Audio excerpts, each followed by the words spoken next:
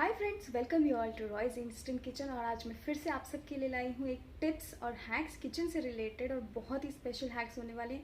सबसे पहली बात, फॉलो करना बहुत सिंपल है। दूसरी बात कि ये मानसून सीज़न में और समर सीज़न के लिए आपके लिए बेस्ट हैक्स हैं।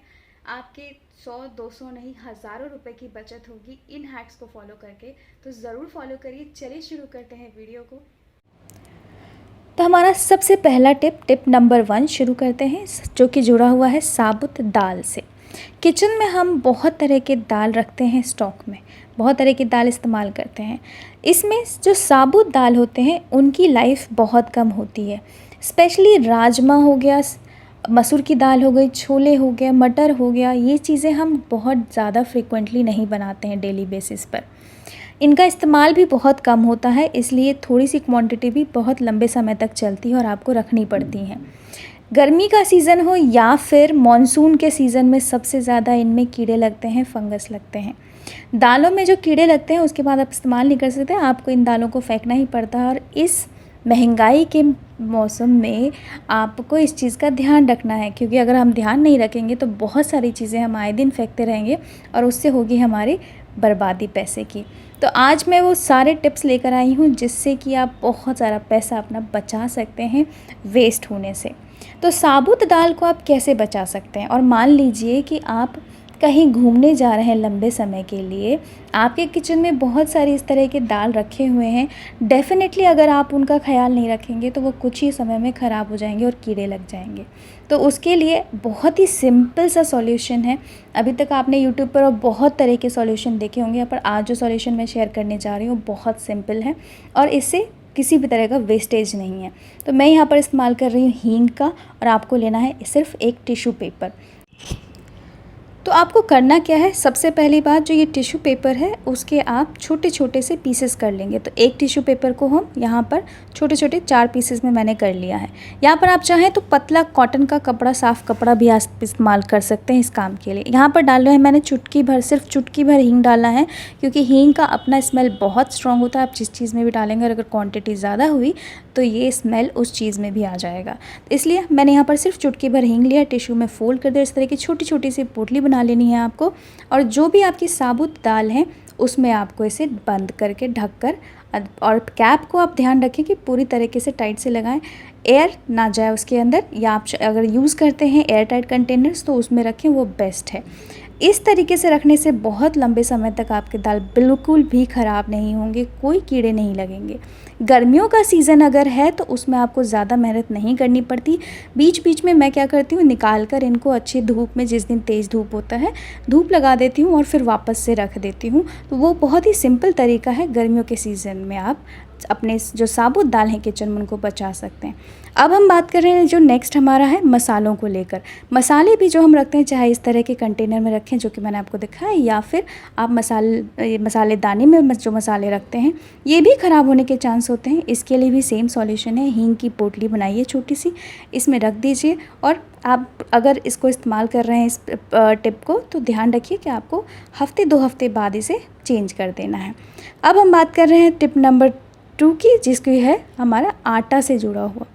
गर्मियों के सीज़न में या मानसून के सीज़न में, दोनों ही सीज़न में आटा सबसे ज़्यादा वेस्ट होता है। मेरे साथ पहले ये बहुत होता था। आटा आपने गूंदा, ज़रा सा भी आटा अगर बच जाता है, आपने उसे फ्रिज में रख दिया, अगले दिन जब आप आजकल ये आटा निकालते हैं तो आटे के ऊपर आप देखेंगे सब जगह ब्लैक ब्लैक स्पॉट्स बन जाते हैं, एक अलग सा ही आटे का रंग बदल जाता है और आटा ख़राब हो चुका होता है आपका। उस आटे को आप बिल्कुल भी इस्तेमाल नहीं कर सकते। अगर किया तो आप बीमार पड़ेंगे 110%। फूड पॉइज़न, डायरिया, कुछ भी, पेट ख़राब, पेट दर्द हो सकता है। तो अगर आपके पास इस तरह का कोई आटा हो जाए तो उसे तुरंत फेंक दीजिए। तो आज मैं आपको बहुत ही सिंपल सा सॉल्यूशन बताऊंगी, जिससे कि आटा आप अगर बच जाता है तो आराम से रख सकते हैं। नेक्स्ट डे बिल्कुल वैसा ही रहेगा, बिल्कुल ख़राब नहीं होगा, रंग नहीं बदलेगा, ना ही टेक्सचर। सबसे पहली चीज़ आपको क्या करनी है, ध्यान रखना है, जब भी आप आटा गूंथते हैं बहुत ज़्यादा ढीला आटा नहीं गूंथना है आपको, थोड़ा सा सख्त रखिए। बहुत ढीला आटा होगा तो वो वैसे भी ख़राब हो जाएगा 2-3 घंटे बाद ही, अगर आप फ्रिज से निकालते हैं। तो आपको करना क्या है, आपको लेना है एक इस तरह का शीशे का कंटेनर जो कि एयर टाइट हो।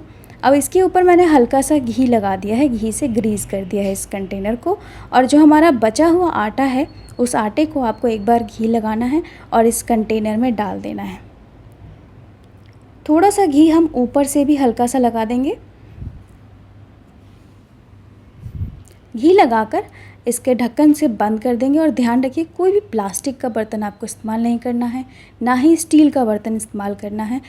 हो सके तो आप यही इस तरह का शीशे का बर्तन, बोरोसिल हो या फिर इस तरह का टिफ़िन बॉक्स होता है मोस्टली घर में, आप उसी का इस्तेमाल करिए। इस तरीके से अगर आप आटा रखते हैं बिल्कुल ख़राब नहीं होगा। आप आज का आटा कल इस्तेमाल कर सकते हैं, ना रंग ख़राब होगा ना आटा ख़राब होगा। ये आपकी बहुत बड़ी बचत होगी। गर्मियों का सीज़न जैसे ही शुरू होता है आटा सबसे ज़्यादा वेस्ट होता है। तो अब हमारा है नेक्स्ट टिप नंबर 4, जिसके लिए है प्याज से जुड़ा हुआ। अब जब भी हम खाना बनाते हैं तो प्याज ज़रूर बच जाता है। मेरे साथ ये मोस्टली होता है कि जब मैं 3 से 4 प्याज छीलती हूँ तो उसमें से 1 प्याज, आधा प्याज, 2 प्याज बच ही जाते हैं। जैसा कि अभी देख रहे हैं मेरे पास ये 3.5 प्याज छिला हुआ बचा हुआ है। प्याज छिला हुआ आधे घंटे के बाद भी अगर आप इस्तेमाल कर रहे हैं तो वो पॉइजनस है। आप कहीं भी रिसर्च कर लीजिए, प्याज छिला हुआ या कटा हुआ बहुत देर का आपको इस्तेमाल नहीं करना चाहिए। वो पॉइजनस होता है। वो जैसे ही एयर के कांटेक्ट में आता है उस पर बहुत सारे जर्म्स होते हैं जो कि हम इस तरीके से ओपन आई से नहीं देख सकते। तो आपको करना क्या है, सबसे पहली बात ध्यान रखिए जितने की ज़रूरत है उतना ही छीलिए। मैं भी इस चीज़ का ध्यान रखती हूँ लेकिन फिर भी बच जाता है। आपको करना क्या है, लेना है प्याज छिले हुए, उनको हल्का सा हाथों पे ऑयल लेना है और उसको प्याज के ऊपर रब करना है। अगर मैं प्याज को इसी तरीके से एक बर्तन में फ्रिज में रख देती हूँ तो क्या होगा, फ्रिज में प्याज की स्मेल भर जाएगी, हर खाने में वो स्मेल भर जाएगा और आपका फ्रिज में सब जगह सिर्फ एक प्याज की ही स्मेल होगी। तो सारी चीज़ों से बचाने के लिए आपको इस स्टेप को ज़रूर फॉलो करना है। आपको लेना है एक पेपर, यहाँ पर मैंने ये बटर पेपर लिया है। आप ध्यान रखिए आपको एल्युमिनियम फॉयल बिल्कुल यूज़ नहीं करना है। टिश्यू पेपर का इस्तेमाल कर सकते हैं लेकिन एक नहीं, तो उसको 2-3 लेयर में रखें क्योंकि जैसी प्याज आप फोल्ड करेंगे मॉइस्चर की वजह से टिश्यू फट जाएगा या प्याज में चिपक जाता है। तो आप या तो टिश्यू पेपर यूज़ करिए 2-3 लेयर, या फिर इस तरह का बटर पेपर इस्तेमाल करिए। उसमें उसको अच्छी तरीके से फ़ोल्ड कर दीजिए और अब इसे इसी तरीके से फ्रिज में रख दीजिए। इस प्याज को आप नेक्स्ट डे या शाम को इस्तेमाल कर सकते हैं, कोई प्रॉब्लम नहीं है। दूसरी चीज़, या फिर आप इस तरह का बर्तन लें जिसे आप ऊपर से पूरी तरीके से ढक्कन से ढक सकते हैं और इस तरीके से ढक कर भी आप इसे फ्रिज में रख दीजिए। ये प्याज आपके लिए हानिकारक नहीं है, इसे आप इस्तेमाल कर सकते हैं नेक्स्ट डे या कुछ घंटों के बाद। फ्रिज में भी अगर आप रखते हैं तो इससे कोई स्मेल नहीं आएगा। अब हमारा लास्ट टिप है धनिया से जुड़ा हुआ। यूट्यूब पर मैंने भी हज़ारों वीडियो देखे कि धनिया को आप लंबे समय तक कैसे रख सकते हैं, पर जो टिप्स मैंने देखे वो मेरे लिए यूज़फुल नहीं हुए। कई जगह पर बताया गया है कि कपड़ों में रख दीजिए या फिर आप टिश्यू के लेयर्स में उसको रखिए, पर इस तरह कुछ अगर आप टिश्यू के लेयर्स बनाकर थोड़ा थोड़ा धनिया भी रखते हैं उसमें क्या होता है, धनिया जो है वो मुरझा जाता है। आज मैं आपको एक ऐसा तरीका बताने वाली हूँ जिससे मुरझाया हुआ धनिया भी वापस से एकदम फ्रेश धनिया की तरह दिखेगा आपको और कमाल का होगा। ये थोड़ा सा धनिया बचा है जो कि पुराना है, 3-4 दिन पुराना, जो ऐसे ही पड़ा था फ्रिज में, जिसकी हालत आप देख सकते हैं।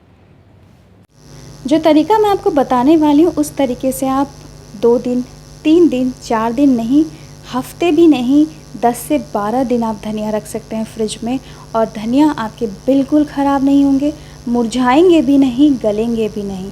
एक ऐसा तरीका जो बहुत आसान है, बहुत सिंपल है, पर धनिया के ऊपर बहुत अच्छे से काम करता है। आज की डेट में धनिया ही नहीं, कितनी चीज़ें कितनी महंगी आपको पता है, और धनिया स्पेशली इस वक्त बहुत महंगा है। सब्ज़ी वाले भैया फ्री में भी नहीं दे रहे हैं धनिया आजकल। 30 रुपये का आपको 100 ग्राम धनिया मिलता है। मीन दिल्ली का तो यही रेट है। तो चलिए देखते हैं अब टिप का है क्या और आपको क्या करना है। तो आपको लेना है एक बर्तन, उसमें लेना है पानी और एक साफ़ सुथरा कॉटन का कपड़ा लीजिए। कपड़ा बहुत ज़्यादा मोटा ना हो, कॉटन का पतला कपड़ा लेना है आपको। अब इसे हम पानी में एक बार डिप करेंगे और पानी को पूरी तरीके से कपड़े से निचोड़ लेना है आपको।